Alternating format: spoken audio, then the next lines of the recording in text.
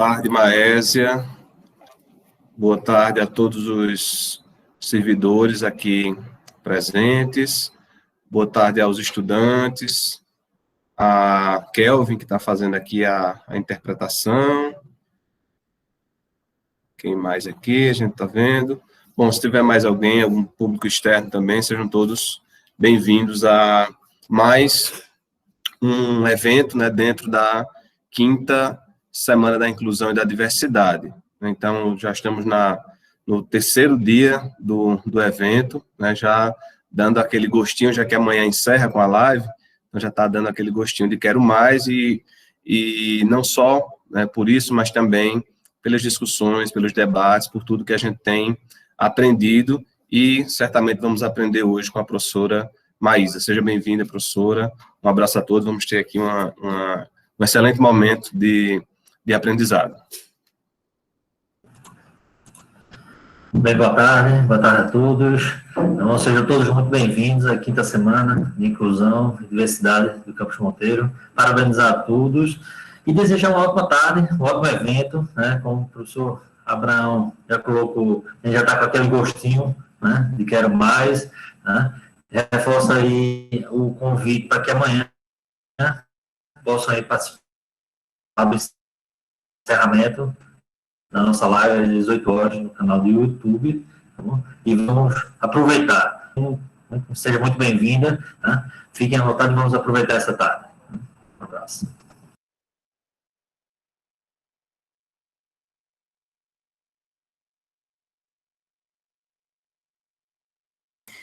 A nossa coordenadora, Tanissa, gostaria de falar alguma coisa? Deixa eu ver aqui. Boa tarde. Só quero dar só as boas-vindas a todos, né? Que essa oficina, né, seja muito proveitosa, né? Quero agradecer a presença de Maísa, né, da professora Maísa, e tanto da comunidade interna do campus, como a comunidade externa também, sejam todos bem-vindos e bem-vindas.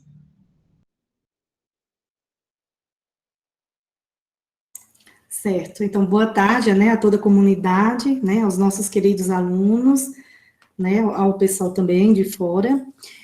A palestra hoje será direcionada pela professora Maísa Medeiros, que é pedagoga, mestre em educação, e até a semana passada, se não me engano, era pedagoga do IFPB, campus João Pessoa, e esta semana deve estar entrando em exercício como docente do IFPB no campus do interior, né?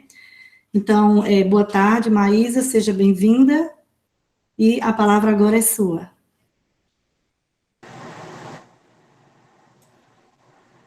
Então, boa tarde a todas e a todos. Um especial boa tarde aos estudantes, né, e às estudantes do campus de Monteiro. Boa tarde também a toda a equipe, a quem eu agradeço o convite, né, e agradeço também as palavras dos diretores. Tá? Então, nesse momento, né, a gente está iniciando aqui essa atividade que eu espero, a oficina, que seja bastante proveitosa, né, para todas e para todos. E aí eu vou, nesse momento, compartilhar uma tela para que a gente vá acompanhando algumas imagens, né, alguns conceitos, para nos ajudar a dialogar melhor sobre essa desconstrução de preconceitos com as pessoas com deficiência, tá? Peço só um minuto aqui para compartilhar a tela. É tempo que vocês podem também colocar o alfinete, né, quem quiser, para que a tela fique maior, e aí vocês possam visualizar melhor aquilo que eu estou projetando. Então, dentro da programação da 5ª Semana da Inclusão e da Diversidade do IFPB Campus de Monteiro, estamos iniciando a oficina Desconstruindo Preconceitos sobre as Pessoas com Deficiência. E aí, nesse momento, né, como eu falei para vocês, eu faço este convite a todos vocês e a todas vocês para a gente começar a desconstruir juntos, né? Vamos nos desconstruir juntos? Vamos desconstruir os preconceitos, os mitos, os tabus. E como a gente vai fazer isso? Né? A gente vai fazer isso conversando, dialogando, trocando conhecimentos, compartilhando. Então, eu peço que vocês, na medida do possível, vão interagindo comigo, né? A gente sabe que se estivéssemos no presencial, a gente fica mais à vontade, mas aqui, apesar dessa tela, né, e da distância que nos separa fisicamente, a gente pode interagir através do chat. Então, vocês fiquem muito à vontade para expressar suas opiniões, fazer suas perguntas, de repente alguma coisa que eu esqueci de falar, você, né, lembra, e aí a gente vai junto construindo esse momento que eu espero que seja bastante produtivo. Então, para início, né, eu estou aqui me apresentando, eu sou a professora Maísa Medeiros, e eu estou aqui porque eu amo compartilhar conhecimento, basicamente, né? E nesse momento, se estivéssemos no presencial, eu também adoraria conhecê-los e conhecê-las, né? Saber quem são vocês. Eu sei que a maior parte é de estudantes do IFPB, do campus de Monteiro, uma instituição, né, na qual eu trabalho e que tem um grande apreço, e principalmente de uma região, né, da cidade de Monteiro, que é uma cidade onde eu tenho origens, né, raízes familiares, onde eu passei alguma parte das minhas férias na infância, alguns shows na adolescência, né, aí de Flávio José e Banda Magníficos, né? Então, eu estou muito feliz de estar aqui nesse momento, tá? E aí, nossos objetivos com esta oficina são basicamente 2 objetivos, né? O primeiro é despertá-los para um novo olhar sobre as pessoas com deficiência. E nessa de despertar um novo olhar sobre o outro, sobre as pessoas com deficiência, que a gente possa, quem sabe, também despertar um novo olhar sobre nós mesmos, né? Às vezes a gente vai olhar o outro e às vezes a gente acaba olhando para nós mesmos e isso é muito bom. Então, se a gente conseguir isso enquanto objetivo, eu estarei bastante satisfeita. E aí, para início, né, desse nosso momento, eu trago uma reflexão de um educador bastante famoso na área da educação. Quem é professora, professor, com certeza, né, já ouviu falar e já estudou, que é o Levi Vygotsky, e que ele diz algo muito interessante. Eu mudei um pouco, é bem verdade, a frase de Vygotsky, porque a frase original, ele se referia especialmente à surdez, né, ou à deficiência auditiva. Então, onde tinha surdez, eu troquei por deficiência de uma maneira geral, tá? E aí a frase ficou assim. Vocês podem ler junto comigo, tá? Não é a deficiência que define o destino das pessoas, mas o resultado do olhar da sociedade sobre a deficiência. Então, aqui, né, vamos pensar um pouco nessa frase do Vygotsky. O que é que Vygotsky está dizendo? Basicamente, ele está nos dizendo que não é a deficiência, a presença dela, que vai definir o destino das pessoas com deficiência. O destino das pessoas será muito mais definido pela sociedade, pelo olhar da sociedade que está em volta dessa pessoa. Então, por isso eu convidei para esse novo olhar, né? Nós precisamos lançar esse novo olhar sobre as pessoas com deficiência. E esse é um compromisso que é de quem tem deficiência, de quem não tem deficiência. É um convite para todos nós, para lançarmos esse novo olhar. E aí, quando eu digo também a sociedade, essa sociedade somos todos, né? Todos nós. É bem certo que quando, por exemplo, nasce uma criança com deficiência, o primeiro grupo social que essa criança participa é a família, né? E o segundo grupo, geralmente, é a escola. Então, esses 2 ambientes sociais, a família e a escola, né? E partindo daí para outros, né, universos sociais mais amplos, tudo isso vai compor essa sociedade. E os olhares de todas as pessoas que fazem parte dessa sociedade é que vai fazer a diferença na vida das pessoas com deficiência. Então, por que eu estou falando isso, né? Geralmente, se eu pedisse a vocês, gente, para pensar numa pessoa com deficiência, né? Faz feito a gente faz lá na igreja. Fecha o olho agora e pensa comigo numa pessoa com deficiência. Provavelmente, eu vou aqui apostar sem medo de errar, que você pensou em alguma pessoa, né, que não pode fazer alguma coisa. Geralmente é o que nos vem à mente. A gente sempre pensa em pessoa com deficiência como aquela pessoa que não pode fazer alguma coisa. Por exemplo, uma pessoa que não pode falar, uma pessoa que não pode andar, uma pessoa que não pode enxergar, né? Então a gente sempre coloca um não na frente bem grande, e aí a gente projeta sobre essa pessoa essa expectativa deste alguém que nada pode fazer e que provavelmente nada poderá ser, né? E aí, para fazer um contrassenso e um paradoxo com esse não, né, com esses tantos nãos que a gente emite ao pensar sobre as pessoas com deficiência, eu vou pedir licença para complementar a minha apresentação, né? Então, eu estruturei aqui uma colinha aqui nos slides para poder eu não me perder, porque eu andei fazendo muitas coisas.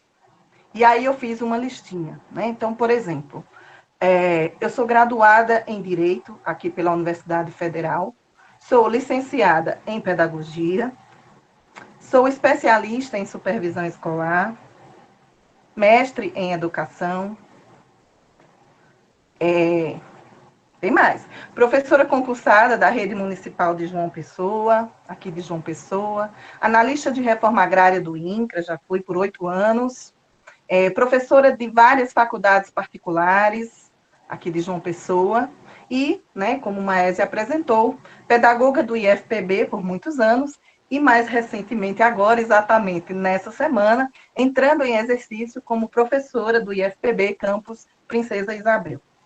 E, para além disso, né, para além disso aí, do aspecto profissional, eu sou também a mãe de Iago e de Yuri, 2 rapazes gerados naturalmente, né, da forma mais tradicional que a humanidade já inventou, que hoje estão aí com 23 e 20 anos de idade.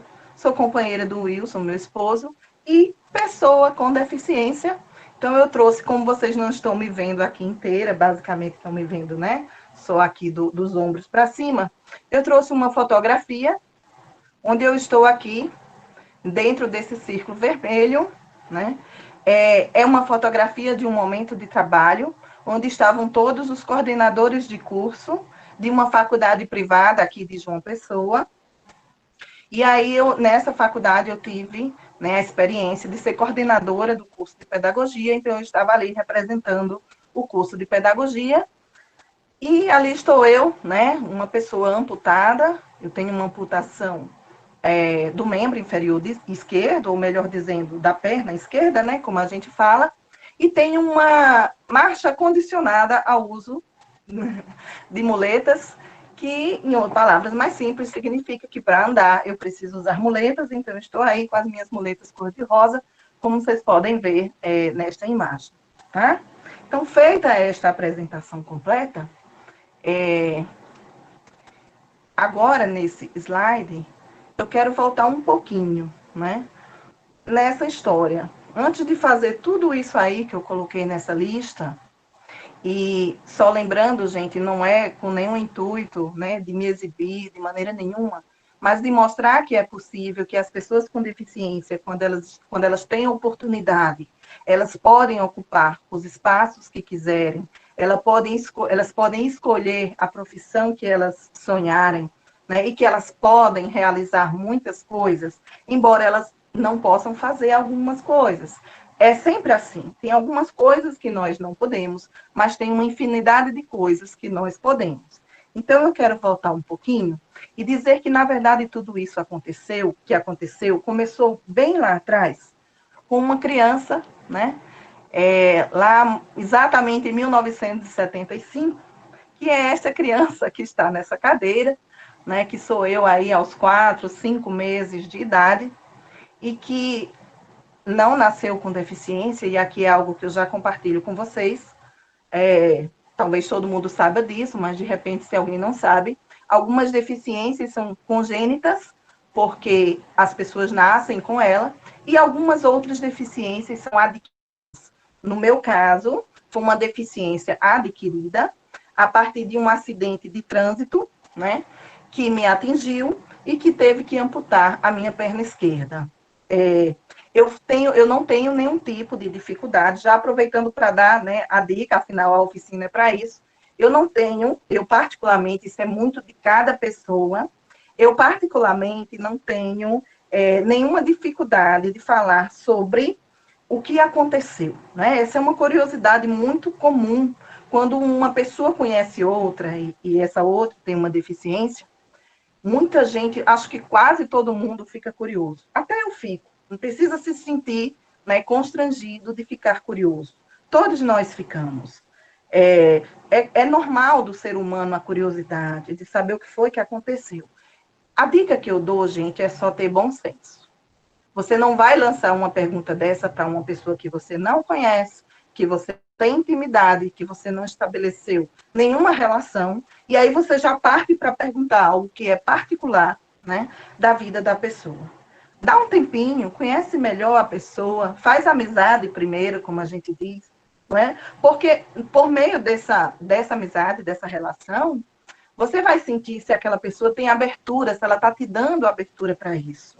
Também, se ela não der, respeita, né, a curiosidade. No meu caso, quem me conhece sabe que em algum momento eu vou falar sobre isso, porque, como eu já expliquei, eu não tenho nenhum tipo de problema de falar sobre, né, o acidente que me tornou uma pessoa com deficiência. Mas algumas pessoas com deficiência são diferentes, devido, às vezes, ao fato ou à própria personalidade, né? O fato é que nós, humanos, somos lindos e maravilhosos porque somos diferentes. Então, cada pessoa é única, é de um jeito, e aí a gente tem que respeitar muito essa individualidade, tá bom?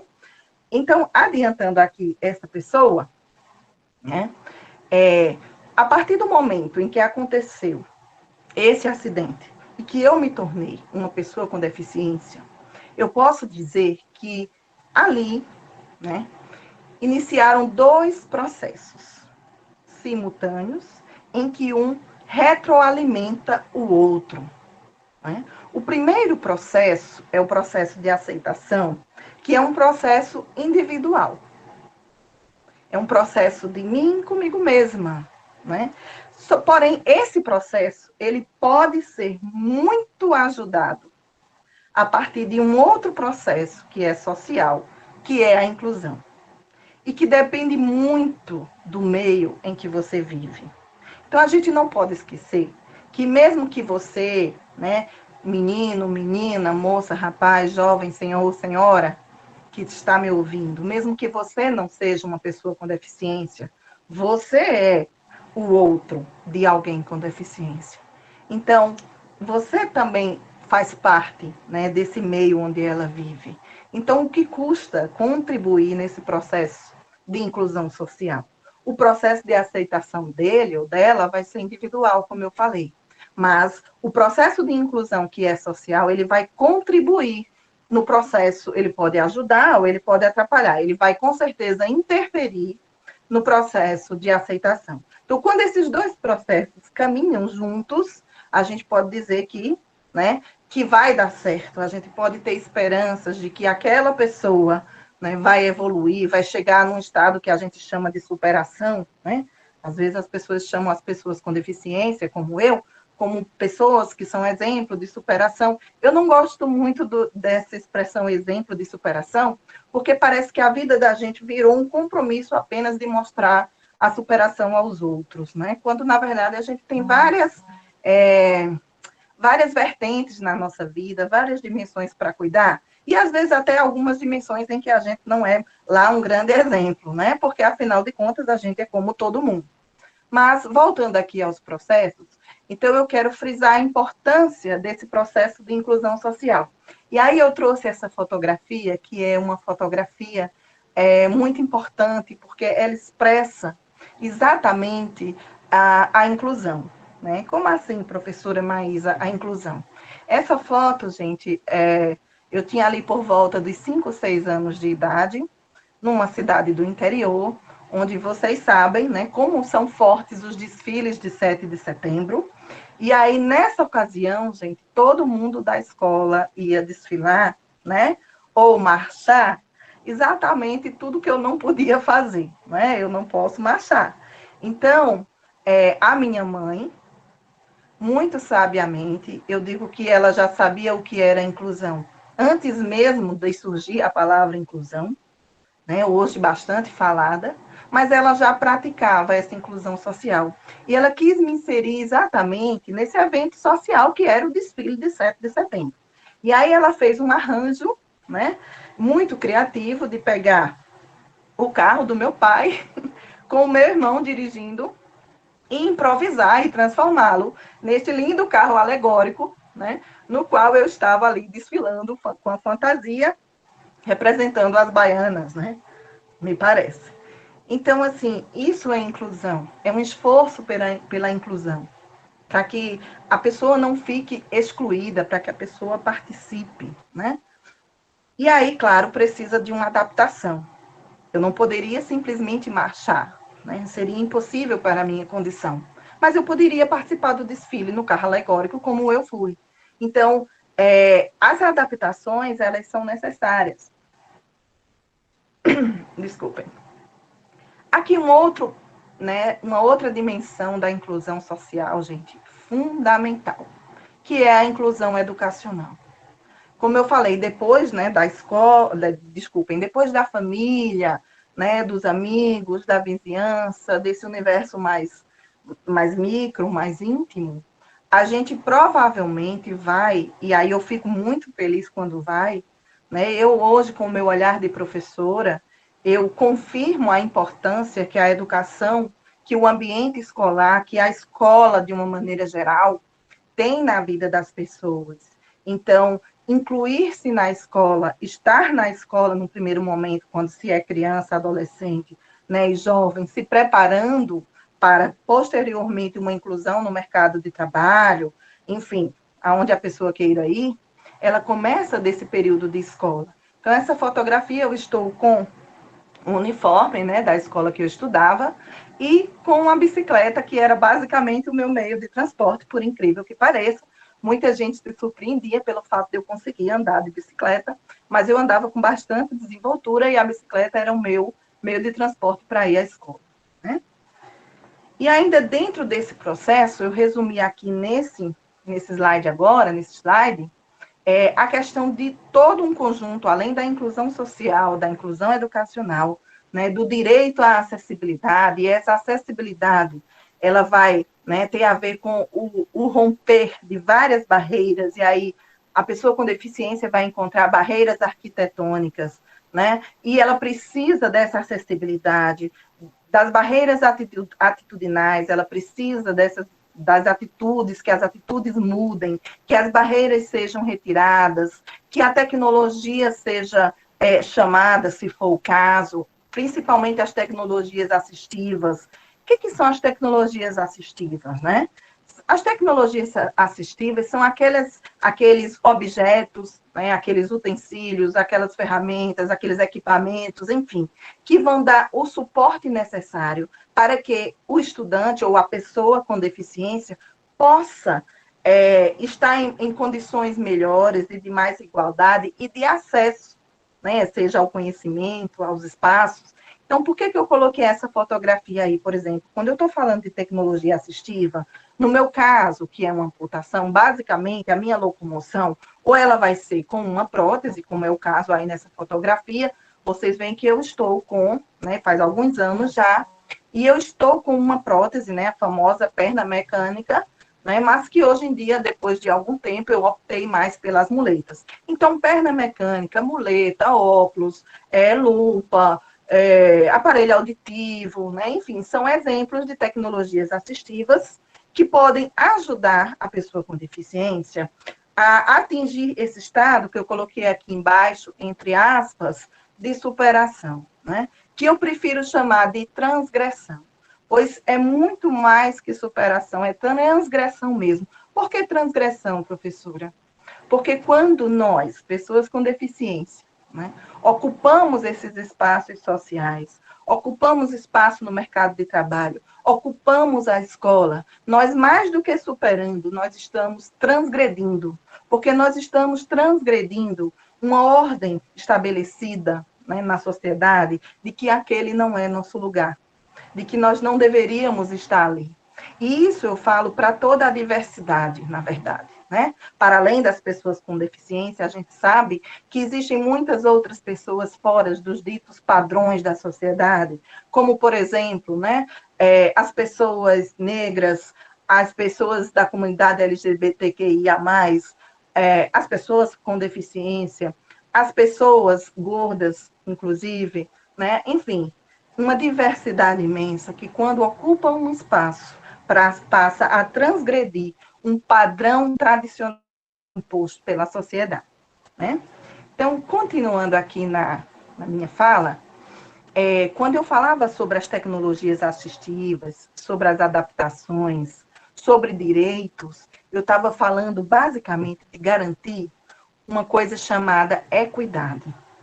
O conceito de equidade, gente, foi um dos conceitos mais lindos que eu aprendi nessa minha caminhada. E foi um dos primeiros que eu aprendi logo cedo lá no curso de Direito, que foi minha primeira graduação. Equidade é muito mais que igualdade, porque a igualdade, ela garante apenas a igualdade formal, né? E uma outra coisa que eu vi foi essa imagem que eu coloquei aí no slide, que é bastante comum na internet, mas que expressa com muita propriedade, com muito didatismo, o conceito de equidade e a diferença para o conceito de igualdade. Então, eu convido vocês a observarem o primeiro quadro do lado esquerdo, onde a gente tem um jogo de futebol lá atrás, né? Nós temos um muro e nós temos 3 crianças querendo assistir esse jogo. Então, nós temos a primeira, que é um rapazinho, né, bastante alto. Nós temos uma segunda, que é uma menina um pouquinho menor, de uma estatura menor. E nós temos ainda uma outra criança, que é cadeirante, né?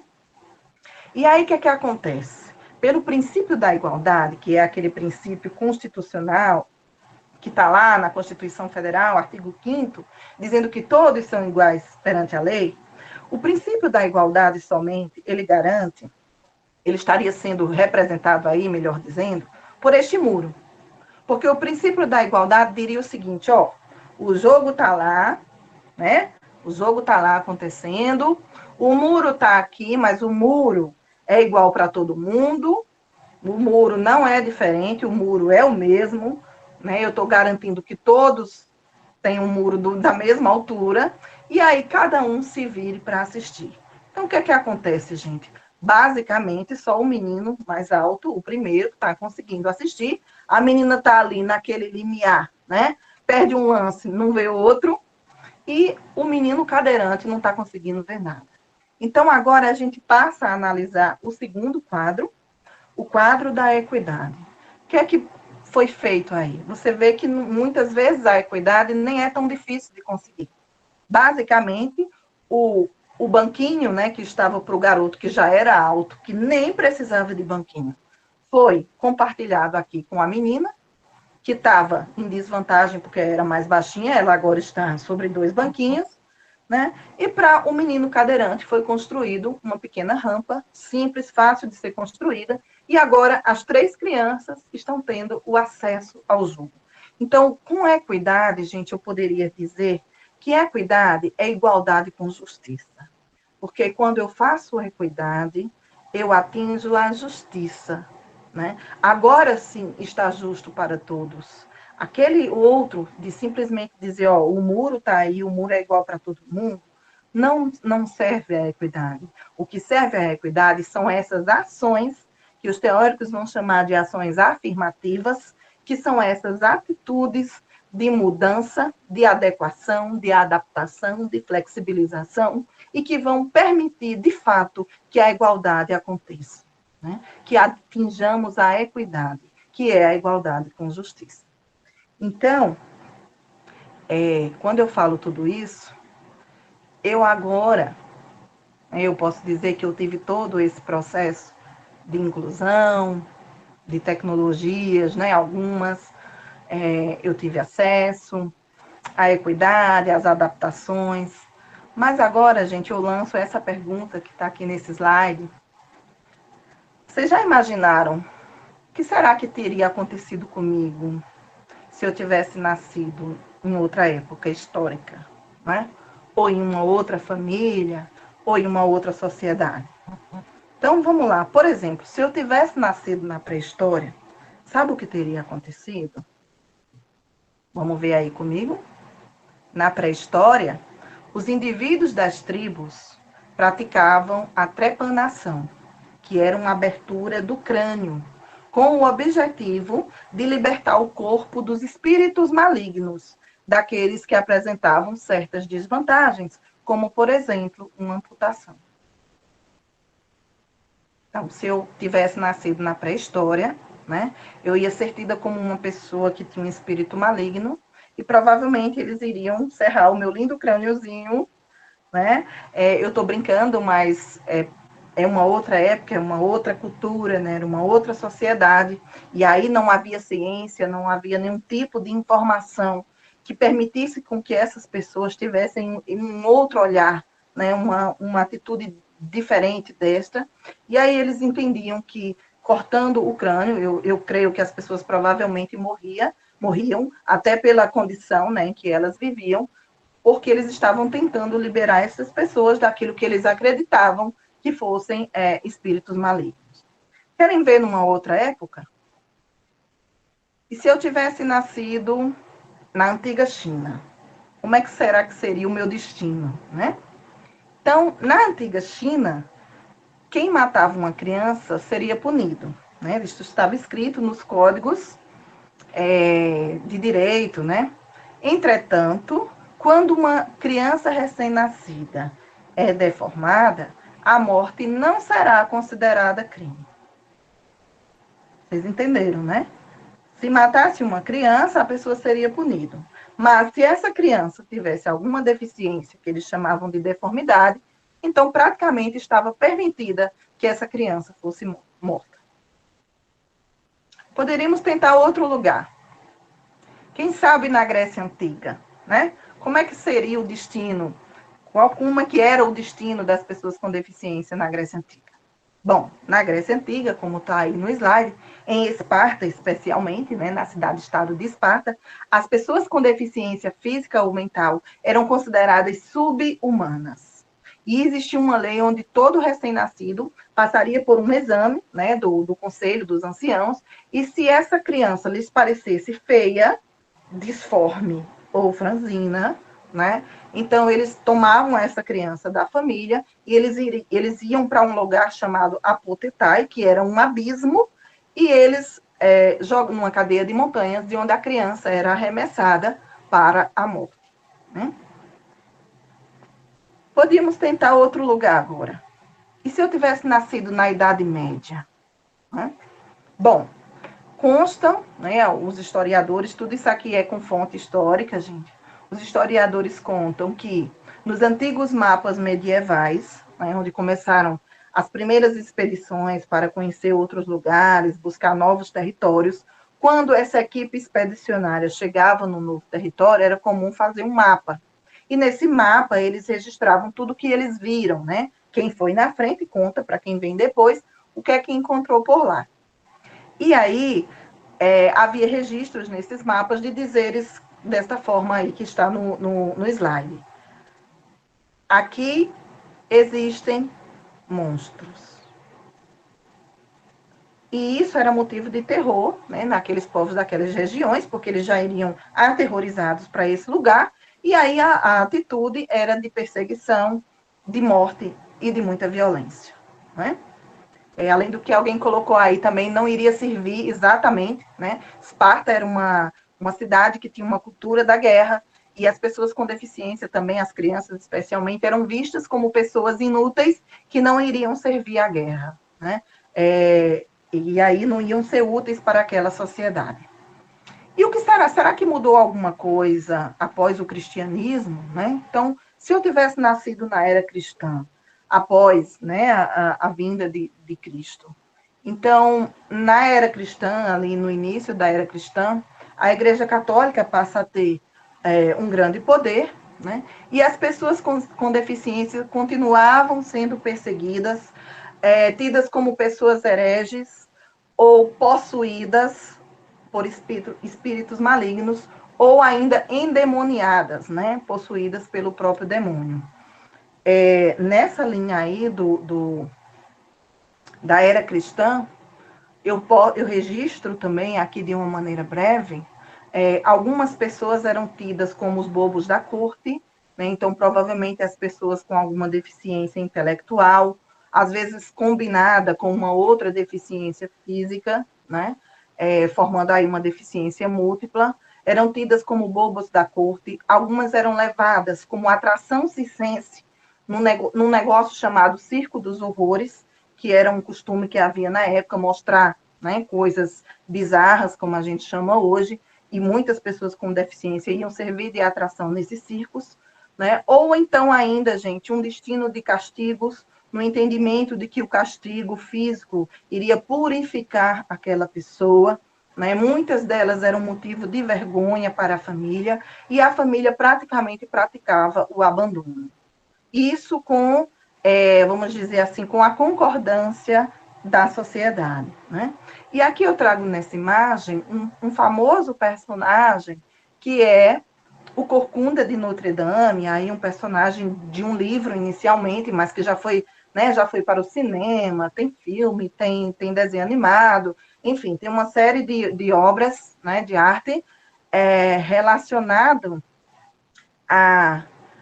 as pessoas, né, desculpem, relacionados ao Corcunda, ao personagem, o Corcunda de Notre Dame, que, claro, é um personagem fictício, cuja vida era a vida de muitas pessoas naquela época. Então, o nome dele é o Quasímodo, e o Quasímodo, ele foi uma criança abandonada, né, pela família, que foi criada, adotada por um monge, né, uma espécie de um padre, e aí, basicamente, ele vai viver a sua vida dentro da Catedral de Notre Dame, né, lá em Paris, na França, e aí tem toda a história, né, dele, que eu não vou contar agora, depois vocês assistem ou leiam o livro, né? E aí, né, quando é que as coisas começaram a mudar? A gente pode dizer que muito devagar para o que queríamos, mas felizmente as coisas começaram a mudar para melhor, né? Esse olhar da sociedade sobre as pessoas com deficiência, ele foi evoluindo. E aí eu demarco aqui bem sinteticamente o século XVI como um momento de muita transição, de muitas transformações socioeconômicas, e no bojo dessas transformações, a gente vai ter um movimento de um intenso desejo de conhecer, principalmente, a origem das deficiências. Sendo que, claro, naquele momento, ainda ali, século XVI, ainda não havia, né, a ciência, então as pessoas recorriam basicamente à astrologia e à magia para tentar entender, para poder buscar explicações sobre algo que elas não sabiam. Já era alguma coisa, né? E aí, felizmente, ali no século XVII, a gente vai ter um marco muito importante, que é o surgimento e o avanço, né, principalmente o avanço da ciência, o desenvolvimento da ciência, que passa a buscar uma compreensão diferente, que passa a investigar e passa a colocar a deficiência como algo natural e com possibilidades de tratamento. É quando vai, né, quando começam a ser investigadas algumas possibilidades de tratamento e de prevenção, né, para algumas doenças, algumas deficiências, algumas síndromes, né, enfim, algumas questões.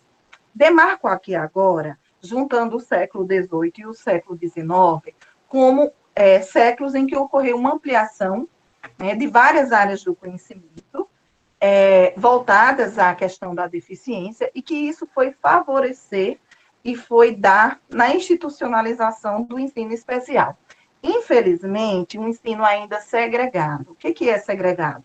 As pessoas com deficiência que iam estudar, iam para instituições separadas das outras. Então, eram instituições asilos, escolas especiais, escolas separadas para, por exemplo, pessoas com deficiência visual, escolas para cegos, escolas para surdos, né? Era um início do processo de inserção na escola, porém, ainda muito na linha da segregação, né? Separado dos outros, o que não é bom, né? Quando a gente, só para lembrar agora, nesse início dessa pandemia, agora de 2020, o quanto as pessoas que, de fato, né, fizeram o isolamento social, acho que deu para sentir um pouquinho o quanto o isolamento social é difícil, né? O quanto é terrível viver separado e longe dos outros. E olha que nós só fizemos isso por alguns meses. Vocês imaginem uma vida inteira de segregação, de separação, de isolamento. O quanto isso é danoso, né? O quanto isso é terrível para um ser humano.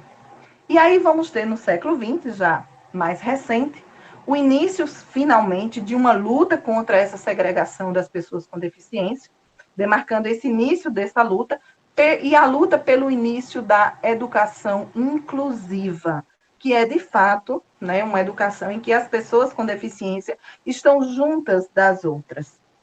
E reforçando aqui o século XXI, que estamos, né, ainda na sua segunda década, é o século que nós estamos vivendo, é a história que nós estamos escrevendo, nós somos os protagonistas do século XXI, nós estamos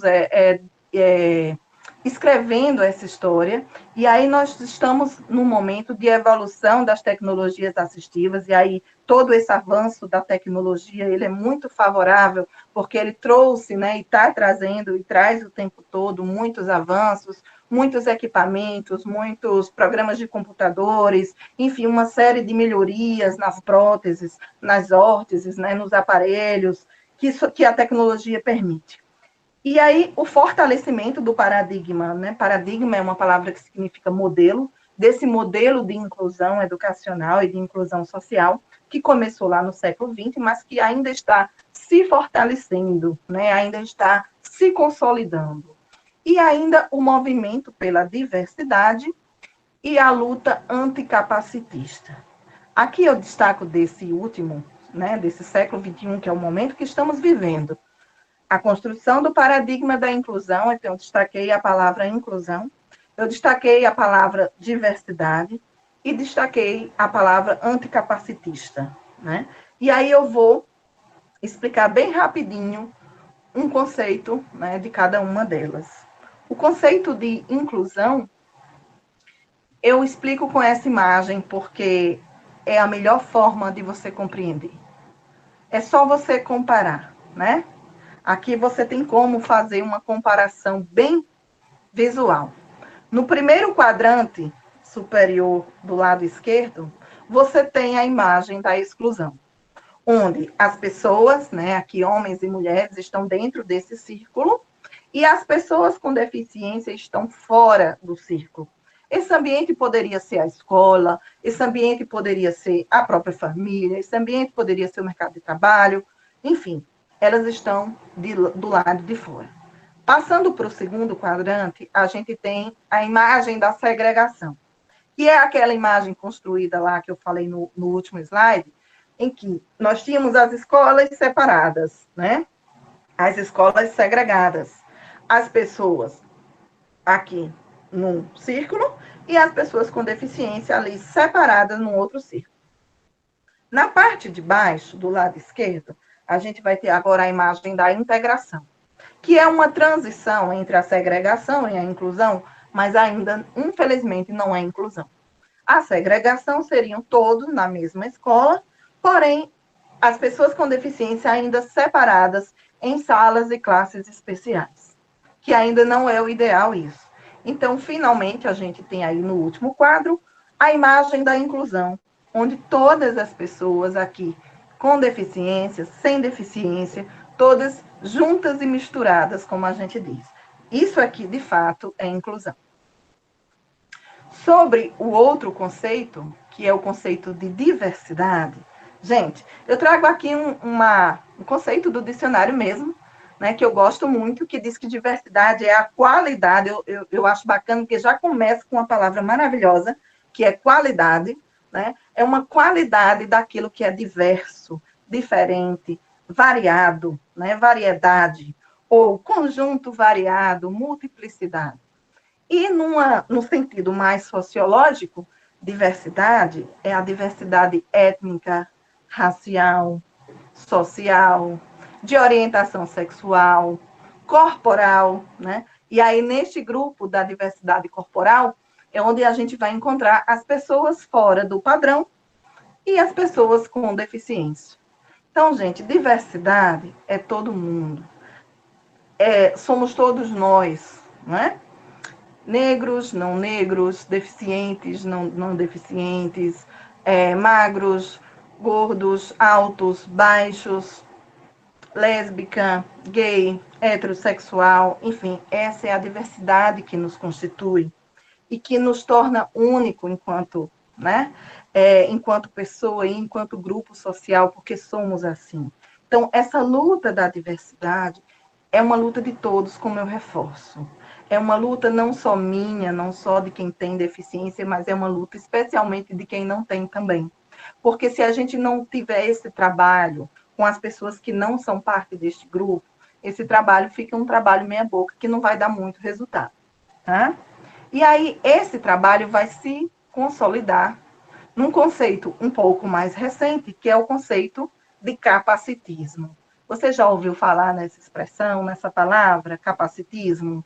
Tem surgido uma luta muito forte chamada a luta anticapacitista, né? E aí, capacitismo, gente, seria, de uma maneira mais simples, o equivalente, por exemplo, ao racismo, no caso das pessoas negras, ao machismo, no caso, né, da opressão e da violência com as mulheres. Então, capacitismo é o preconceito e a discriminação sobre as pessoas com deficiência. Então, eu trouxe aqui o ciclo, né, do capacitismo. Tudo começa, na verdade, nessa nossa sociedade, como eu já falei, que é pautada em padrões pré-estabelecidos, padrões tradicionais, e entre esses padrões, eles determinam, por exemplo, a corponormatividade, essa palavra ficou cortada ali, um pouquinho grande, corponormatividade. E o que é essa corponormatividade, né? É uma ideia que divide as pessoas basicamente em pessoas capazes, ou seja, aquelas que podem fazer alguma coisa, e pessoas deficientes, que seriam aquelas que não podem fazer alguma coisa ou que não podem fazer nada. E aí se estabelece exatamente o capacitismo, que é o mesmo que preconceito, né? Estabelece o preconceito contra essas pessoas, e este preconceito vai supor que existe um padrão corporal ideal e que aquele que foge desses padrões são pessoas inatas e incapazes de viver na sociedade. Então, vejam, né, esse ciclo do capacitismo e, por isso, o fortalecimento da luta anticapacitista, o movimento das pessoas com deficiência e o movimento contra o capacitismo, que tem se fortalecido mais recentemente, né, é uma luta bastante recente, né, que tem ganhado força nos últimos anos, e especialmente com as redes sociais, que tem fortalecido, que tem permitido a interação de muitas pessoas com deficiência. Olha só que interessante isso. Né? A gente sabe que a internet ainda não é algo acessível a todos e a todas, infelizmente, mas aqueles que puderam ter acesso, eles começaram a se encontrar, né, a dialogar, a trocar experiências, e permitiu que pessoas com deficiência de vários lugares diferentes, até de vários países do mundo, pudessem dialogar sobre suas experiências e pudessem ver, inclusive, representatividade, né, onde algumas começam a ver as outras ocupando espaço, mostrando o seu corpo, tendo orgulho de sua, né, de sua condição, enfim, isso foi fortalecendo uns aos outros e fortalecendo o movimento como um todo. E aí, né, como desconstruir o capacitismo? Como desconstruir o preconceito com as pessoas com deficiência? Que é basicamente o tema da nossa oficina. E aí o que eu posso dizer a vocês é que eu posso apenas sugerir alguns caminhos, algumas possibilidades, mas todas elas, gente, seja qual for, passa pelo conhecimento. Nada mais libertador, nada mais desconstruidor do que o conhecimento. Então, busquem conhecer, busquem se aproximar. Quando eu digo busquem conhecer, eu recordo de uma frase de Dom Helder Câmara, que foi arcebispo de Olinda e Recife, na qual ele dizia que de longe toda montanha é azul e de perto toda pessoa é humana. Então, assim, quando você se aproxima da outra pessoa, você vai encontrar um ser humano ali. Para além das aparências, né, daquilo que aparece, e as deficiências, geralmente, elas chegam primeiro, né, algumas, mas para além daquela deficiência, se você se aproximar, você vai estar conhecendo uma pessoa humana. Então, busca conhecer as pessoas, se aproximar das pessoas, busca o conhecimento teórico, né? Assiste a palestra como essa, enfim, busca na internet, busca nos livros, busca nos seus professores, busca nas redes sociais, segue perfis, assiste filmes, né? Busca se aproximar desse universo. E aí eu trago também, por exemplo, dentro dessa linha de conhecimento, né, um conceito mais formal, que é da Lei Brasileira de Inclusão, que conceitua o que é uma pessoa com deficiência. Então, lá a lei diz o seguinte, que pessoas com deficiência são aquelas que têm impedimentos de longo prazo. Esses impedimentos podem ser de natureza física, mental, né, intelectual ou sensorial, os quais, em interação com diversas barreiras, podem obstruir a participação plena e efetiva, né, na sociedade. Vocês veem como a participação na sociedade é importante. Ela vem entrar aqui, inclusive, no conceito, para conceituar o que é uma pessoa com deficiência, é exatamente aquela que não tem essa participação plena e efetiva na sociedade, em igualdade de condições com as demais pessoas, né? Uma outra informação que eu posso compartilhar com vocês é sobre o número de pessoas com deficiência no Brasil. Isso é importante para a gente refletir um pouco. O número oficial que nós temos é o número do censo do IBGE de 2010, já faz, né, 10 anos, mas alguma coisa deve ter mudado aí, especialmente a metodologia. Houve uma crítica muito forte sobre a metodologia utilizada nessa pesquisa, mas é o que se tem de oficial até o momento, até que se divulguem os dados do censo do IBGE de 2020. Nós tínhamos aí, né, como população com deficiência no Brasil, em torno de 24%. Vocês veem que é uma boa fatia desse, né, quase um quarto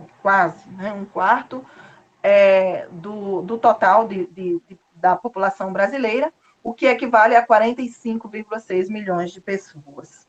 É muita gente, talvez não sejam tantas. Houve uma crítica muito forte, porque como eu falei, a metodologia da pesquisa deixou a pergunta aberta para que as próprias pessoas respondessem. E aí, às vezes, alguém, só porque usa um óculos, tem uma correção visual, se declarou deficiente, né, visual, então deu um número de deficientes visuais imenso.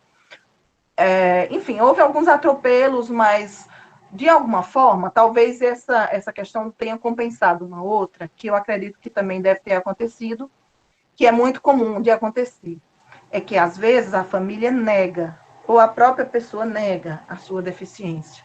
Isso é muito comum também. Então, é muito difícil chegar a um número exato, né? O importante é a gente saber que são muitas pessoas, que elas existem, que elas são diversas, né? Que algumas pessoas, como eu falei lá no início, não nascem com a deficiência, mas podem tornar-se deficientes ao longo da vida. Isso acontece muito, então, às vezes, você não é, ou ninguém de sua família é, e, de repente, passa a ser, né?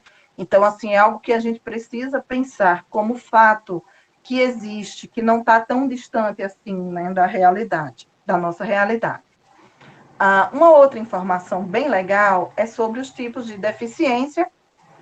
Basicamente, as deficiências dividem-se, né, em deficiências físicas, e aí se incluem os amputados, como eu, né, os paraplégicos ou tetraplégicos, que são as plegias, e ainda as malformações congênitas. E eu trago, assim, como mais comum a displasia e o nanismo, né? A displasia, eu falo de condições agravadas da coluna vertebral, como, por exemplo, a corcunda, né? Como, por exemplo, a corcunda lá do Corcunda de Notre Dame. Né? Temos ainda as deficiências intelectuais, as deficiências visuais, que vão, né, desde a baixa visão até a cegueira. Temos as deficiências auditivas, que vão desde a perda auditiva até a surdez. E temos ainda as pessoas com deficiências múltiplas, em que há uma combinação de várias deficiências. Né? É muito comum aí a surdo-cegueira e também as pessoas com sequelas de paralisia cerebral, que às vezes tem uma combinação de deficiência motora, né, com deficiência neurológica. Então, às vezes, tem essa multiplicidade de deficiências. E aqui eu trouxe uma imagem, porque eu falei, né, da displasia, e aí essa imagem mostra, né, exatamente algumas pessoas com essa dificuldade, né, que foi a dificuldade lá do Corcunda de Notre Dame, do personagem que eu falei, que conta lá no livro que ele também, né, era surdo, ou seja, ele era uma pessoa com deficiência múltipla, onde ele tinha ali a surdez e também, né, essa condição da coluna, que é uma cifose acentuada, que cria aquela corcunda, né? E aí, completando esse quadro, né, da classificação das deficiências, nós temos também algumas síndromes e transtornos globais do desenvolvimento, como, por exemplo, muito comum, o transtorno do espectro autista, que é o autismo, e a síndrome de Down, né, são as mais comuns que a gente conhece, muitas pessoas, e ainda se incluem neste grupo as pessoas com altas habilidades ou superdotação, mas isso aí é um outro debate para um outro momento. Nesse momento agora, eu trago também o símbolo internacional da pessoa com deficiência. Nós temos aí do lado esquerdo o símbolo mais antigo. Vejam, existem vários símbolos, gente. Cada classificação daquela de deficiência tem um símbolo próprio. Mas este símbolo aqui, que era o símbolo da deficiência física, esse que tem uma pessoa numa cadeira de rodas, ele tornou-se um símbolo universal que simboliza todas as deficiências. Porque, às vezes, em alguns espaços, por exemplo, na porta de um banheiro, né, num estacionamento, numa garagem, fica difícil estar expressando todas as deficiências. Aí, eu vou compartilhar com vocês uma situação engraçada que eu vivi, em que eu fui num local aqui em João Pessoa e fui colocar o meu carro na vaga reservada às pessoas com deficiência. E aí o vigilante, a pessoa que estava tomando conta do espaço, quando me viu descer do carro, disse: a senhora não pode colocar o carro aí, não. Aí eu disse: mas olha, eu sou deficiente, você não está vendo que eu tenho uma deficiência? Ele disse: sim, mas aí é para cadeirante. Olha aí, ele mostrava, sabe? Ele estava pintado lá na placa, esse símbolo do cadeirante, e ele entendeu que aquela vaga era só para os cadeirantes. Então, assim, que a gente entenda de uma vez por todas, que eu tive que explicar isso a ele, que seria difícil desenhar ali uma pessoa amputada, um cadeirante, enfim, desenhar todos os deficientes. Então, aquele símbolo era o símbolo internacional das pessoas com deficiência e ele, né, representava todas as deficiências. E aqui do lado direito, nós temos o símbolo mais recente, né, foi modernizado, que também está relacionado a todas as deficiências. Ainda não é muito comum, é mais comum a gente ver o primeiro, né, mas em alguns lugares já estão usando esse outro símbolo aqui, mais novo, mais moderno. E aí vamos propriamente, né, uma outra coisa que eu gostaria muito de compartilhar com vocês, são algumas dicas de como conviver com pessoas com deficiência. Primeiro de tudo, gente, tenha a atitude de jamais excluir. Jamais excluir as pessoas. Algumas pessoas dizem assim, mas eu não sei se eu devo convidar fulano ou fulana, porque eu não sei se ele gosta, sei lá, da festa, eu não sei se ele pode fazer determinada atividade, sei lá, nadar, né, surfar, enfim, alguma coisa que você vai fazer aí com seus amigos. Gente, só tem um jeito de saber, é convidando. Você chama, você convida. Se ele não se sentir à vontade de ir, se ele não pode ir, aí é uma outra coisa. Mas você faz a sua parte, e a sua parte é convidar. Então, você convida e a outra pessoa é quem decide se ela vai ou não, tá? Outra coisa, se proponha a ajudar, mas quando for se propor a ajudar, gente, pergunte, sempre pergunte sobre qual a melhor forma de ajudar, tá? Isso é muito importante. Eu já ouvi situações, relatos até engraçados, mas também trágicos, por exemplo, de uma pessoa com deficiência visual, que estava de um lado da rua e que a outra pessoa chegou, achou que ela queria atravessar, pegou pelo braço, puxou, levou para o outro lado da rua. E aí, quando chegou lá, ele disse: agora o senhor deseja mais alguma coisa? Ele disse: sim, desejo voltar. Eu desejo voltar para o outro lado onde eu estava, porque era lá que eu queria estar. Então, vejam, por que uma situação dessa acontece? Porque não perguntou, não é? Apesar que ele tinha deficiência visual, mas ele podia falar, então poderia ter se comunicado.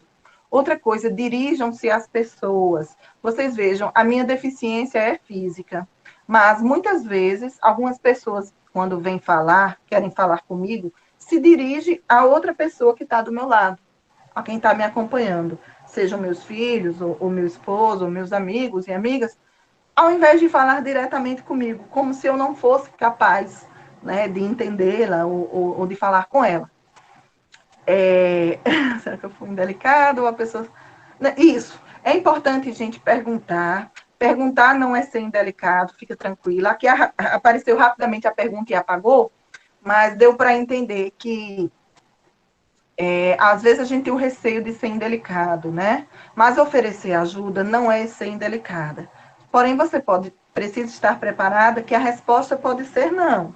Às vezes a pessoa não precisa de ajuda. Por exemplo, é muito comum, como eu tenho uma deficiência física, uma amputação, às vezes eu mal chego no ambiente e alguém já diz assim: quer uma cadeira? Você quer uma cadeira para sentar? Em geral eu quero, né? E até agora com a idade, tá... geralmente eu estou querendo uma cadeirinha para sentar. Mas às vezes eu não quero, entende? Como qualquer pessoa. Às vezes eu quero estar por ali em pé, às vezes eu quero dar uma volta, circular no ambiente, e às vezes eu não quero me sentar de imediato. Então eu posso dizer: não, eu não quero. E não tem problema nenhum nisso, né? A gente tem que aceitar isso. A gente tem que escutar as pessoas com deficiência. Por isso a outra dica aí é: escute-as. E uma outra dica muito importante: trate-as normalmente, gente. Se é uma criança, trata como criança. Se é um jovem, trata como jovem. Enfim, se é um adulto, trata como adulto. Não infantilize as pessoas com deficiência, né? Às vezes acontece isso, vocês vejam, eu tenho 45 anos de idade. E já teve situação que a pessoa fala comigo como se eu fosse uma criança, né? Ai, que bonitinha, fofinha. E as muletas, são as suas amiguinhas? Né? Então, veja, eu digo: não, elas não são minhas amiguinhas, elas são as muletas somente, né? Minhas amigas são outras pessoas.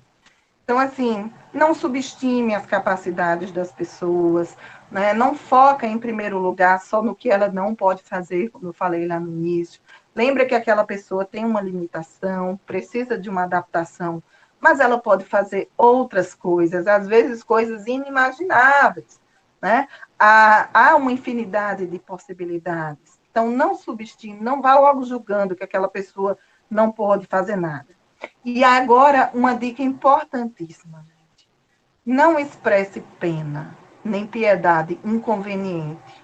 Isso é uma coisa terrivelmente chata, sabe? Expressões do tipo: ai, coitadinha, tadinha, a bichinha, não é? A gente sabe até das boas intenções de quem diz isso. Às vezes está querendo ser solidário ao sofrimento, né? Ou, enfim, à dificuldade. Mas, gente, ninguém quer ser objeto de pena do outro, sabe? Se tivesse se sentir comovido a esse ponto, guarde para si.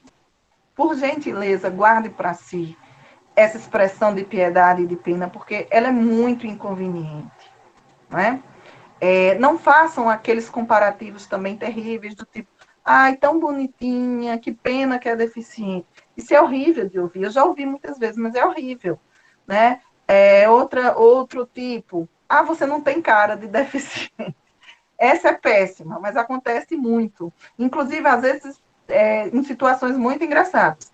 Eu já tive uma outra situação que eu estacionei na vaga para deficiente, e aí um senhor que estava lá do outro lado, ele veio andando até mim com a cara chateada, né, um carão assim para o meu lado, e ele chegou bem perto do carro. Quando eu desci, aí ele disse: ah, desculpa, é que eu já ia reclamar por a senhora ter estacionado aí.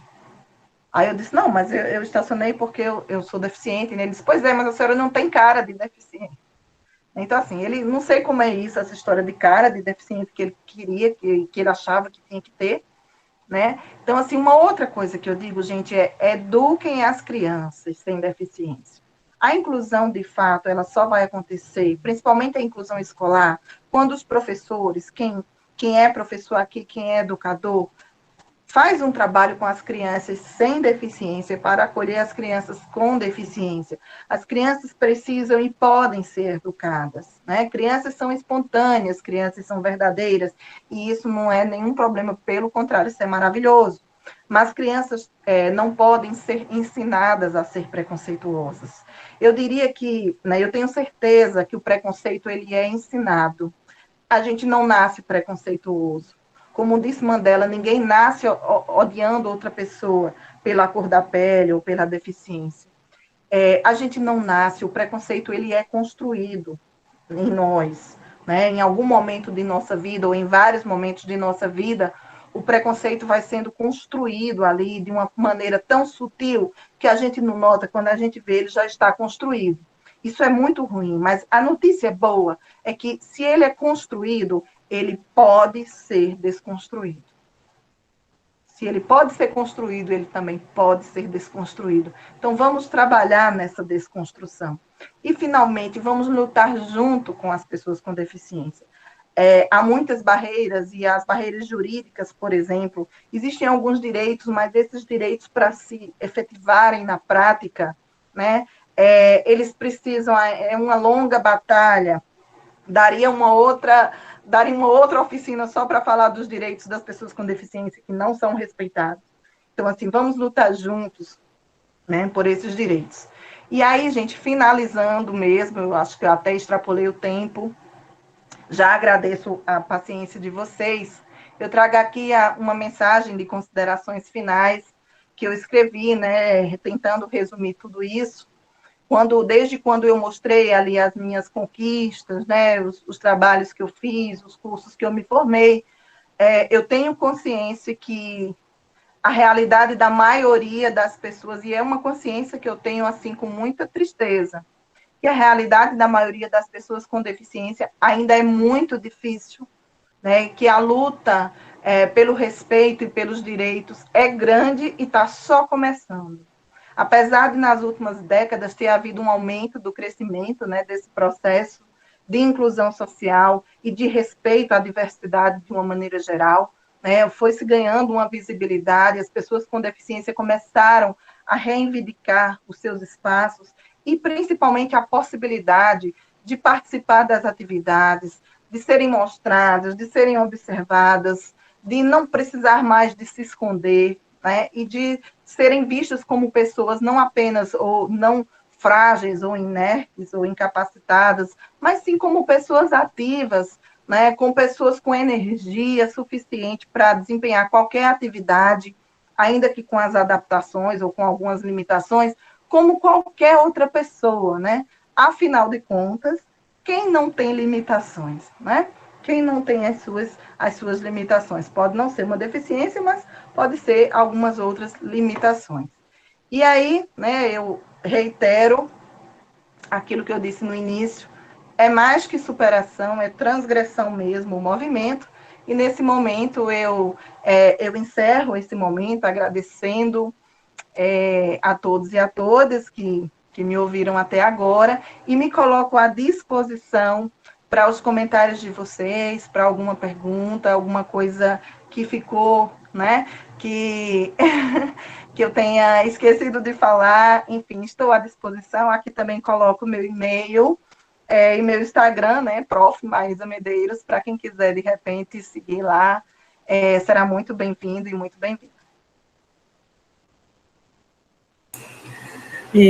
Maísa, agradecemos imensamente, né, a sua participação, Confesso que fiquei emocionada, em muitas partes não conhecia o conteúdo da sua palestra, mas como fiz parte da sua infância, fiquei emocionada ao ver os relatos, né, as imagens, e fica aberto aí para alguém que queira fazer alguma pergunta, alguma colocação, e aí, na medida do possível, ela vai respondendo.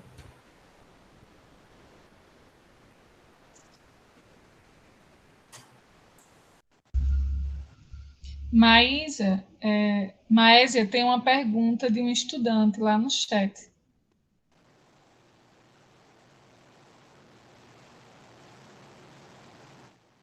Ver.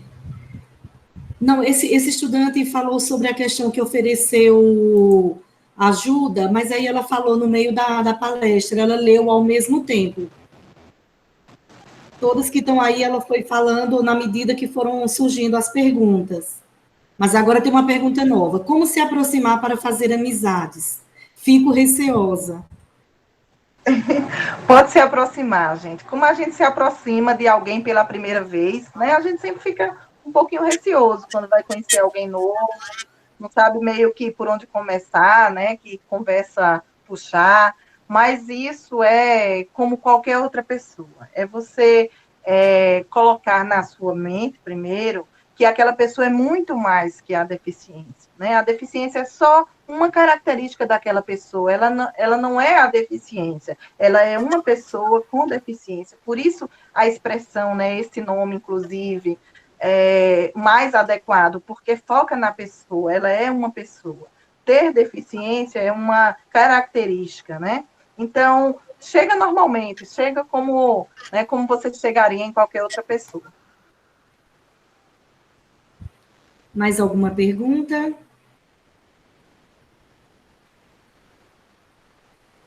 Clésia, gostaria de fazer alguma colocação? Trabalhou tanto aí na tradução. Clésia é a nossa coordenadora do NAPNE. Só agradecer, viu? Essa palestra maravilhosa. Estava aqui me deliciando com essa palestra. Foi maravilhoso. Agradecemos demais em nome de toda a comissão. E, pessoal, se tiver mais alguma pergunta, continue mandando. Obrigada. Obrigada, eu que agradeço, Clésia, pela oportunidade de compartilhar essas experiências, né? Coordenação, direção, alguém gostaria de fazer alguma colocação, alguma pergunta, alguma dúvida, algum esclarecimento? Maísa, deixa eu te perguntar uma coisa. Sempre a nomenclatura, né, sempre vem tendo algumas mudanças quando se trata de pessoas com deficiência. Né? A gente sabe que no início a gente sempre tratava pessoas com necessidades educacionais, né, específicas, tudo mais. Eu queria saber, assim, as pessoas que têm deficiência, elas gostam de ser tratadas assim, quando a gente usa o termo pessoas com deficiência ou não? Porque, assim, eu já vi algumas pessoas falando que, pronto, um surdo, ele não gosta, né, alguns, né, de ouvir que ele é uma pessoa com deficiência, né? Então eu queria que você explicasse assim, se ainda existe, se existe realmente preconceito, se isso vai de pessoa, qual é a melhor forma da gente tratar sobre esses termos, né? Qual é o termo, se tem algum termo realmente que seja recomendado a gente utilizar. Então, Tanissa, o termo recomendado é realmente esse. Pessoa com deficiência é o termo mais recente, é resultado de uma longa discussão dentro do movimento das pessoas com deficiência, né? Houve realmente essa evolução. Antigamente eram chamados de excepcionais, depois de especiais, depois de portadores de deficiência, que quase não sai esse termo, né, mas que depois se viu que ele se mostrou inadequado, visto que uma deficiência você não porta. Portar é algo que você pode estar ou não. Então, por exemplo, você pode portar o seu documento, mas em outro momento você pode estar sem documento, e aí você não está mais portando o documento. E deficiência não é assim, a gente não porta ou não porta, né? A gente não porta ou porta deficiência. ela faz parte, né? Então, o termo mais correto realmente é pessoa com deficiência. Eu acredito que talvez existe uma especificidade da comunidade surda, e aí, assim, eu não tenho muito como falar por eles, porque como eu não faço parte da comunidade surda, mas eles têm uma especificidade pelo fato de existir uma cultura surda, né, de existir uma língua de sinais própria, e aí eles têm, às vezes, critérios próprios bem específicos, e talvez seja o caso, né, de não se, vamos dizer assim, de não se ver como pessoa com deficiência, pelo fato de se considerarem surdos, enquanto nós outros somos ouvintes. Apenas uma deficiência, talvez uma diferença, talvez eles queiram demarcar mais como uma diferença o fato, né, de ter uma deficiência auditiva, mais como uma diferença, como alguém que é surdo e, portanto, diferente de alguém que é ouvinte. Talvez haja um movimento, aí é um movimento muito específico do grupo, né, da comunidade surda. Mas outra questão, outra dúvida que surgiu agora pronto, assim, geralmente as pessoas quando vão tratar das pessoas sem deficiência, antes, né, as pessoas tratavam assim, pessoas dito normais, que eu acredito, eu não sou, eu assim não acredito que seja a maneira correta, né? Mas aí a gente utiliza pessoas dito normais ou pessoas sem deficiência. Pessoas sem deficiência, com certeza. Ótimo, Esse obrigada. dito normal não é legal. Isso. Ah, tá. A outra pergunta, o termo pessoas com deficiência pode ser usado para pessoas autistas? Pode, porque pela Lei Brasileira de Inclusão, né, ali onde eu mostrei a vocês, a síndrome, né, o transtorno, melhor dizendo, o transtorno do espectro autista, o autismo, está incluído pela Lei Brasileira de Inclusão, que é agora de 2015, como um grupo que está inserido nas deficiências, nas classificações de deficiência, então, sim, são consideradas pessoas com deficiência. Certo. Mais alguma pergunta? Eu sou Max, professor de História, mas eu gostaria de perguntar uma coisa, que você comentou algo que me chamou muita atenção, que a gente tem evitar infantilizar a pessoa com deficiência. E aí eu fiquei pensando, na adolescência isso deve ser um pouco mais complicado, porque a adolescência já é esse momento de doente, né, entre a infância e a vida adulta. Como você poderia comentar um pouco mais sobre isso, como foi tua adolescência, ou como você enxerga isso, já que é professora já há algum tempo? Obrigado, viu? Por nada. Boa, professor. Gostei muito da sua pergunta. Antes de responder, eu já vou elogiando porque me deu a oportunidade de falar sobre essa fase da adolescência, né? E especialmente que o público aqui, eu acredito, tem muitos adolescentes, né? Muitos jovens, o público aí do integrado. E aí sim, né? Maísa foi criança e hoje é adulta, mas Maísa também foi adolescente, né? Viveu esse momento da adolescência, às vezes tão complicado para a maioria, né, dos adolescentes, e às vezes por coisas pequenas, né? Alguns adolescentes se retraem, por exemplo, de repente, sei lá, coisas que eles imaginam, às vezes até pela sua aparência, por terem as pernas longas demais ou curtas demais, ou porque tem um cabelo, né, assim ou assado, ou porque o nariz é assim ou é diferente, ou porque tem uma espinha no rosto, né, e por aí afora vai, por qualquer característica que eles entendem que foge desse padrão, né, desse padrão tradicionalmente imposto pela sociedade, e isso é motivo de muita retração, de muita timidez, às vezes aquela pessoa até deixa, né, de frequentar os espaços sociais. E você imagina nisso tudo uma pessoa com deficiência, né? Uma pessoa com deficiência física como a minha, que aonde chegou, né? Chegou, tá chegando, né? Tipo, chegou, todo mundo viu já, não tem como passar despercebido, né? Não tem como ter aquele momento de você querer ficar dentro de um saquinho e ninguém lhe vê. Onde você chega, todo mundo vê. Eu imagino que seja mais ou menos como, por exemplo, os adolescentes que têm um corpo gordo, por exemplo, né, que a sociedade diz que é fora do padrão. e que aonde eles chegam, assim que chegam, as pessoas já notam, né? Pelo simples fato deles fugirem do padrão. Então, quando eu era adolescente, eu vivi situações desses olhares, né, desses pré-julgamentos, de pessoas que, ao olhar para mim, identificavam ali alguém fora do padrão. Mas aí, assim, eu sei que isso é muito individual e particular de cada pessoa. Eu sempre tive uma autoestima muito elevada. Eu sempre busquei cultivar essa autoestima no sentido de não deixar que essas impressões exteriores, né, definissem quem eu era. E eu sei o quanto isso é difícil e desafiador. Nós, seres humanos, temos muita necessidade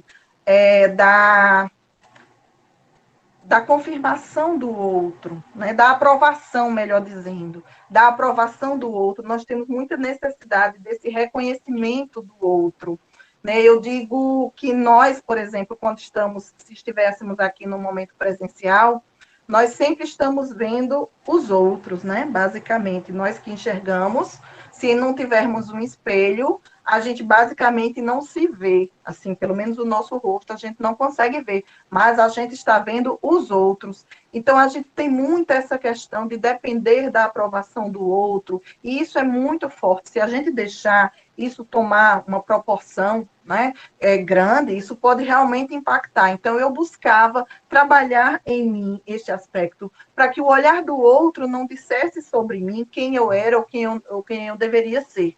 E aí eu fui cultivando, né, essa autoestima mesmo. Eu acho que eu consegui, pelo menos na maior parte das situações, eu consegui. Tem uma outra pergunta aqui. Pessoas com transtornos psicológicos adquiridos podem ser considerados pessoas com deficiência? Bom, os transtornos psicológicos não vão encaixar, pelo menos pela Lei Brasileira de Inclusão, eles não vão ser encaixados legalmente como pessoas com deficiência, né? Porque essa lei, ela está ali para garantir, por exemplo, alguns direitos, como, por exemplo, a inserção em mercado de trabalho, a isenção de impostos, e aí, juridicamente falando, os transtornos psicológicos não se enquadrariam nessa categoria para conceituar essas pessoas como pessoas com deficiência para a aquisição desses direitos, tá? Então, pela lei, não.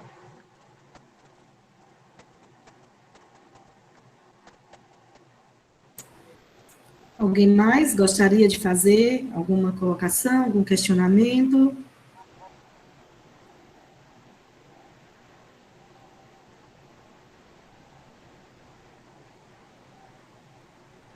Então, a gente pode encerrar, Clésia? Estamos no horário, como é que... Professor Abraão, gostaria de fazer alguma colocação?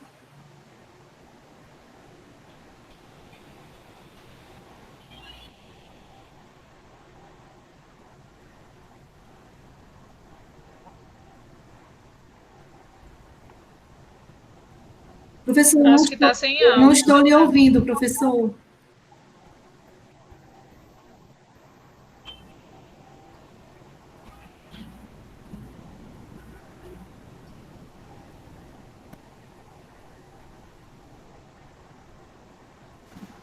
Oi, está me ouvindo agora?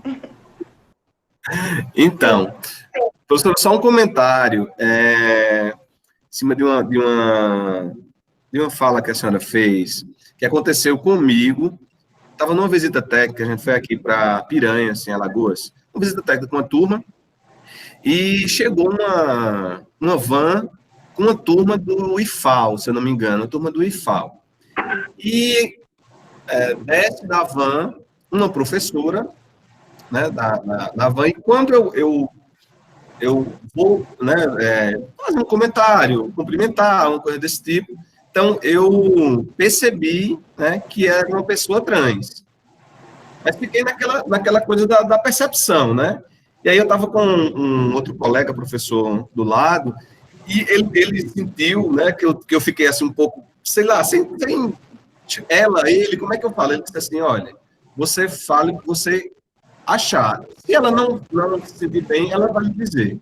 Ela vai lhe dizer e encare naturalmente. Ela vai lhe dizer, não, é ela, ou sou professora tal. Então, deixe que ela diga a forma que ela se sente bem de ser tratada. E a partir disso, e aí, assim, foi um aprendizado muito grande para mim, né? Assim, hoje, a sua explanação também, assim, abre muitos horizontes da gente, por isso que é bom a gente escutar, né? E isso acontece no nosso cotidiano e cada vez mais a gente está sentindo isso, né?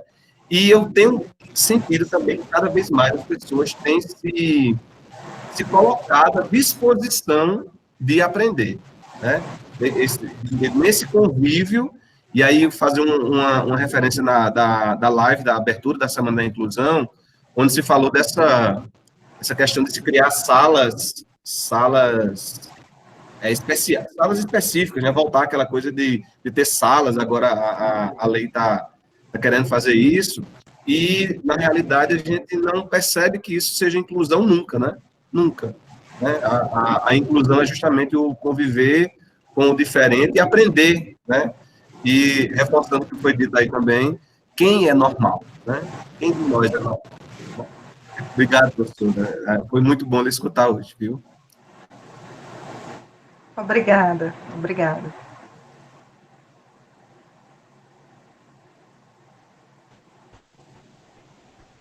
Alguém mais quer fazer alguma colocação, alguma pergunta? Compartilhar algo que considere interessante para o momento? Então, vamos encerrar então, né? Agradeço imensamente a todos pela participação, né? Em especial a professora Maísa, né? Que compartilhou um pouco do seu saber, da sua vivência, né? Das suas experiências conosco.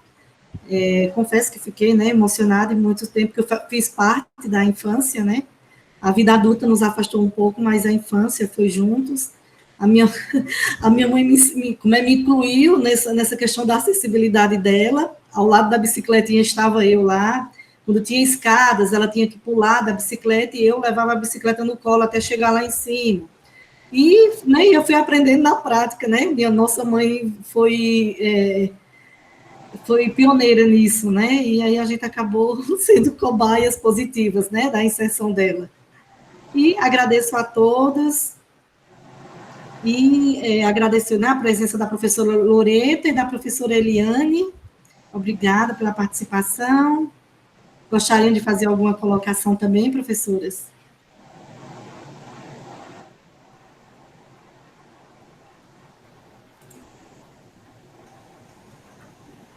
Olá, Tanisa, tudo bem?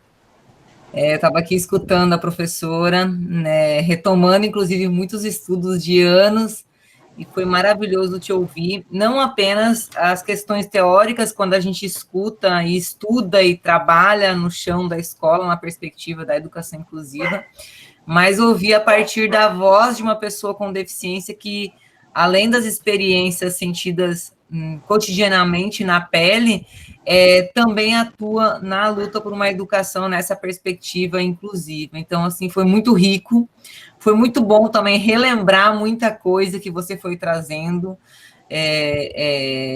Às vezes a gente fala assim, a gente estuda tanto tempo, a gente atua tanto tempo, que não aparece nada de novo, né? E daí, quando você ouve na voz de uma outra pessoa aquilo que às vezes você até fala, você se sente acalantada. Então, assim, eu aprendi muitas coisas novas hoje, também reformulei outras coisas, relembrei, e foi muito importante ouvir a partir da sua voz, porque a gente sempre fala do lema, né? Nada sobre nós sem nós, né? E a minha perspectiva é de professora, não é de pessoa com uma deficiência, né? Então, assim, foi muito rico, muito importante, esse evento tem sido muito legal para mim, principalmente por me trazer acalanto em dias tão complicados nas lutas enquanto professora da área da educação especial. Então, assim, muito obrigado por esse momento, de verdade, e que você também continue trazendo esse acalanto, essas conceituações teóricas, essas possibilidades de enfrentamento na vida da gente, e na vida também dos estudantes, das pessoas com deficiência ou com alguma necessidade específica. Muito obrigada mesmo, viu? Foi Eu estou um pouco emocionada que eu tenho passado por alguns problemas, e para mim foi muito legal, porque essa palavra que me trouxe hoje, eu vi você, viu? Foi acalanto, foi possibilidade de continuar lutando, de continuar sendo resistência nesses 20 anos de docência. Muito obrigada, viu, minha querida? Obrigada mesmo. E eu espero que você continue lutando muito enquanto profissional, enquanto pessoa, enquanto mãe, enquanto mulher, enquanto tudo isso que você foi trazendo no início da sua apresentação, que eu achei maravilhoso. Maravilhoso mesmo. Obrigada, viu? Obrigada. Eu fico muito feliz de poder inspirar alguma coisa positiva em alguém, né? E eu digo que se eu inspirar algo positivo em uma pessoa, já valeu, né? E aí, a professora Eliane também me deixou emocionada com a sua observação. Que bom que eu trouxe alguma coisa de positivo, né? Nesse cenário agora que acena para algum retrocesso, né? Em relação à segregação nas escolas. Nós que somos educadores sentimos muito, né, isso, e nós que somos pessoas com deficiência é que sentiremos ainda mais, né, porque viveremos isso, tomara que não, mas enfim, muito obrigada pelas suas colocações, pelas suas palavras, isso me reanima, me fortalece, né, também a continuar e a prosseguir na minha caminhada.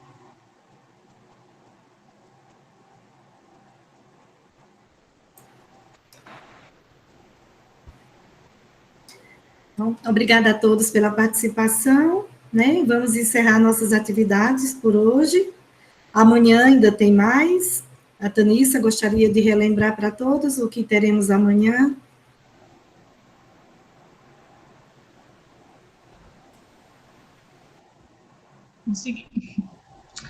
Só lembrando, né, a todos que amanhã a gente vai ter o nosso encerramento, né, no IF Sofá, às 18 horas, né, vai ser transmitido pelo canal do YouTube. Então, a gente conta com a presença de todos também, com a divulgação, né, um momento riquíssimo, né, para a gente estar compartilhando, né, socializando novas experiências e novos conhecimentos. Então, a gente conta com a presença de todos, né? Então, até amanhã e muito obrigada. Viu, Mai? Passo a palavra para a Maésia.